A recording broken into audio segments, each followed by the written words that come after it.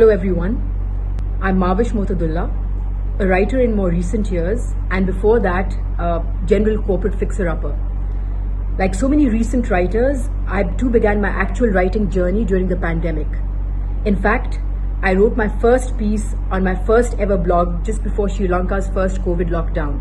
And then, amid all the homeboundedness, the blog took on a life of its own, and here we are today.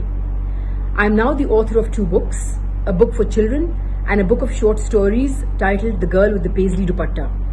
For those unfamiliar with the last 2 terms in the title, Paisley is the curved, teardrop-like pattern that is found on a lot of traditional festive clothes that are worn by women in Pakistan, India and Bangladesh. And Dupatta is the Urdu term for the scarf that is worn with shalwar kameez. Both these words have a significance in terms of the milestones achieved by women despite the various physical, mental and even emotional boundaries imposed on them by society and tradition. Both these themes of accomplishments and conflicts run like a silver thread through most of the stories in the book.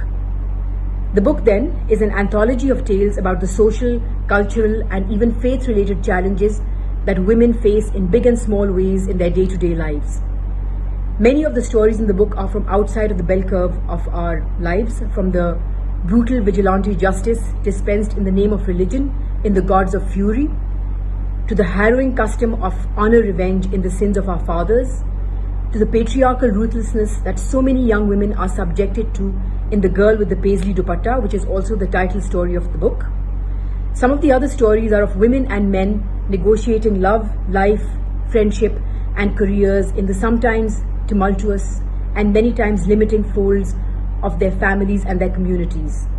From the love affair of the enterprising 61-year-old Nigat in Love in Rawalpindi, to the shenanigans of a dancing queen in Riotous Love, to the complicated friendship between 2 unmarried, middle-aged society girls in Days of Purgatory.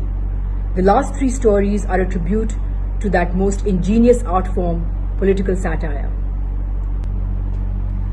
The story that I'm going to be reading an excerpt from today is from the Sri Lankan section of the book, and it's called Surendib Lodge.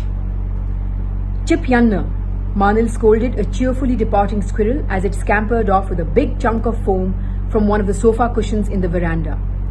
She had a love-hate relationship with these feisty little denizens of the garden. She screamed and hollered at their fervent pillaging of everything that could be bitten or gnawed off, while she tut-tutted in sympathy when she found one of them dead in the flower beds, the victim of either a rodent-hunting Garandia or of the easeful burden of old age such as it tended to come upon them in their bountiful lives at 75A High Level Road. She picked up the maimed cushion and dusted it down as if resettling it diligently into its comfortable nook would somehow repair the damage. With Manil, a lot was symbolic, and much was left to the quite often fickle good graces of the universe. Manil lived with Melba, aka Mel, her companion and friend of 42 years and the matriarch and grande dame of their house in Nogegoda. She had brought Manil to her home from the Evelyn Nurseries orphanage in Kandy when Manil was 18 years old. Recently divorced and on her own for the first time in her 28 years, Mel had embarked on this enterprise of companionship with much deliberation and reflection. She was the product of missionary school education and the Colombo elite, a combination that, while breeding the well-heeled socialites of the city, also begot dozens of cultured, articulate, but professionally unqualified widows and divorcees.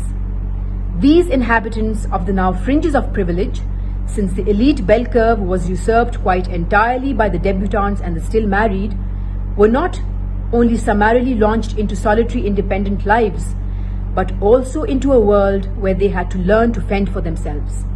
And Mel had gone at it with the tenacity of a bulldog, unlearning, relearning, challenging, and changing the day-to-day norms and expectations that had bound her life so fully in her maiden days, and even during her short married life. After 4 decades of dealing with the petulant, cantankerous universe of her existence, she had ripened into a woman of many words and a somewhat short fuse that quite secretly masked a still tender heart.